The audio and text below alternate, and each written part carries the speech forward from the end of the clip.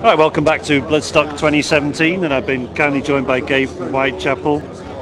Welcome back to Bloodstock, of course, because you played here, I think, a Yeah. few years ago, didn't you? I thought it was, I didn't remember exactly what year, but we just talked to someone, they reminded me, 2014. 14. So it's been 3 years, I guess. Yeah, exactly. So you played main stage well, not that long ago, actually. So obvious question, Gabe, but how did it go for you? Great. This is the second show over.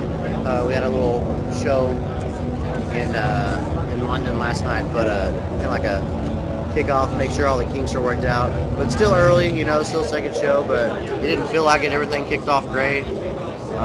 Literally had a bunch of people in the signing for very kind words, saying the set was great. Usually, if people go out of their way to say it's a pretty good set, then everything clicked and it was good. So as far as we go, it was an early. Thank you so much, man. It was a early set. Obviously, we played less than 12 hours ago, probably when we started, or something. It was crazy, but it was cool. I'm glad to be done and drinking some beers and watching some music. But it was a great set, man. It was cool. I know Whitechapel love playing, but I was looking at your tour schedule for August, and from today up until the 26th, I think you've got about 2 days off. Now, and that's in 5 countries, which is pretty mad, isn't it?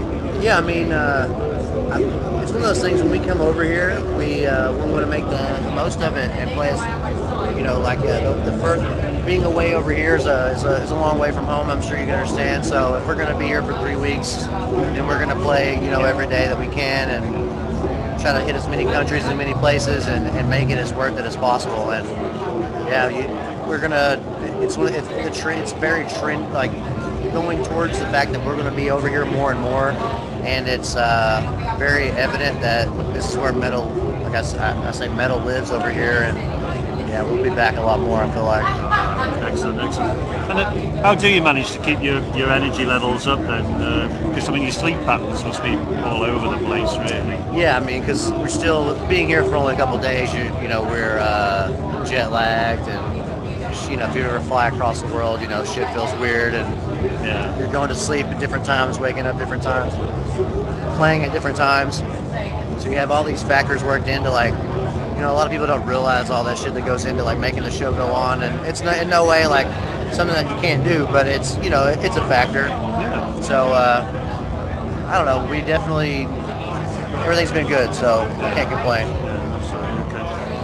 Now the album Mark of the Blade is out there now. How was the recording process for that one? Did it take you longer than expected, or did it all fall into place pretty quickly?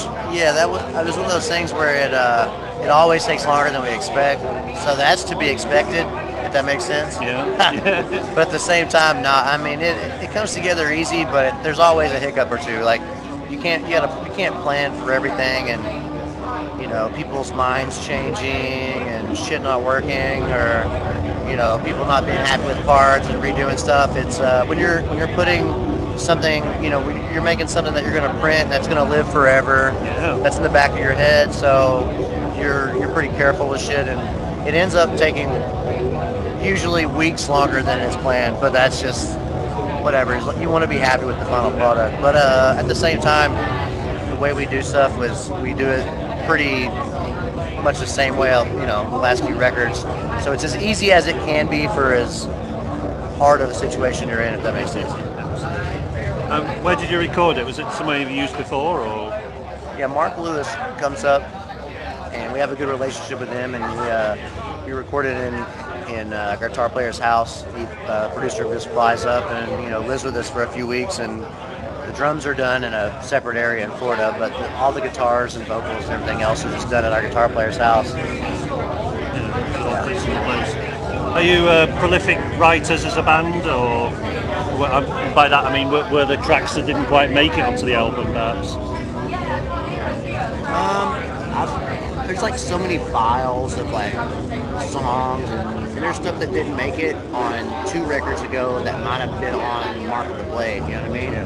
It's like it's weird as far as like riffs and songs go. Like I've got a song that me and Wade kind of put together that I always think about, and I fucking want that song to be a rep like on it. But I gotta figure out a way to make it present it the right way is what makes it. It's like there's one or two songs that have never made it. Like I know that's a good song, and I'll figure out how to make it Whitechapel. It's almost it's something I have to do. Yeah. Was it just literally a tiny bit of fine tuning that can make all that difference then? Yeah, I mean, so it's like to present an idea to someone the way that you're hearing it, if it's not completely recorded every bit of it, with vocals and guitars and everything. If you're just on a computer by yourself, it's hard to make it sound exactly how you want to in your head without taking a lot of time. So, you put hours and hours and hours into something, and you know how it is, and you know that if they heard it the way that you heard it, it'd be cool, and everything would be great. But it's hard to get those points across sometimes. But then the best bet for us is like when someone has a song, you have the other guys come in, and when they feel it, they hear it, and then everybody in the band can contribute, and that's how all the songs that make it to the record really. It's a collective effort. A couple songs pretty much are written solely by one or two people, but there's probably never anything that's not critiqued in some way. Like drummers, they write the drum parts at the end of the day, no matter how a computer sounds. How I can type in there and make a computer, make a drum beat. The drummer's probably going to do something a little different, The band's in its 11th year now. Do you still feel you're evolving as a band? Well, and as people, I guess. Well, it's easy to see that we sound a lot different than we did, 11 years ago. I mean, we were 20 years old, we're 31 now. It's a pretty big difference. What you're into definitely changes, and that kind of like goes with the sound of the band with us. I think that we're always have been like a heavy metal band, and that's what we always will be.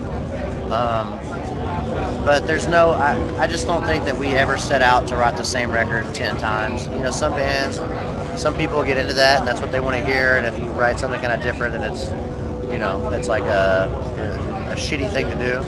But I don't agree with that in any way. Like I'd rather fucking have a little diversity and whatever. Some people are just gravitate to some records, and that's cool. Fuck it, But we'll never have like write the same record over and over. It just can't happen, really. Yeah. You feel that need to sort of test yourself almost every time. Well, you always want to do stuff different because I feel once you've done something, you feel like you've done it. You kind of want to take. You don't want to ruin the career. It's a business at the end of the day. But yeah, I mean, if there's a chance to play something a little different and have a different vibe on stage, and it's a natural thing to want to do. It might be hard to like see that from out front and like when you're seeing a band just play songs and stuff, but yeah, it's easy to evolve for sure. You want to do it, it's natural. Yeah, cool. Just to lighten things a bit, I was looking at your Twitter feed the other day, and there seems to be a lot of pictures of ale and coffee. Shit, man, and here I am. And here we are with some good old hobgoblin. Yeah, right. Would you describe yourself as a fan of the real ale and ales in general? Beer. Yeah, I like good beers. I like good coffee too. Yeah. That's my thing. Coffee and beer for sure. Yeah, I'm pretty stoked. This is good. Yeah. Are these new ones that you've tried now? You've not had these before then? Some of the guys in the band were saying that they were like, "Oh, try it! It's so good." I've had it, and I don't remember ever having it before, but it's cool. I like it a lot. Yeah, it's different than what I drink back home usually, but I mean, do you get is there a lot of dark beers then in the States then, or is it more craft beer or whatever you call it? Like what you want to craft beer, like that's like the biggest thing ever where I'm at, and pretty much across the United States, it's just. Beer is the new cool thing. I guess it's always been cool, but fancy beers, paying way too much for a beer is cool. Well, it's always a pleasure to have Whitechapel over on these shores, and long may it continue. And best of luck with all the remaining shows, Gabe. And thanks so much for taking time to spend a few minutes with us. It's an absolute pleasure. Appreciate you, man. And best of luck. Yeah, thank you.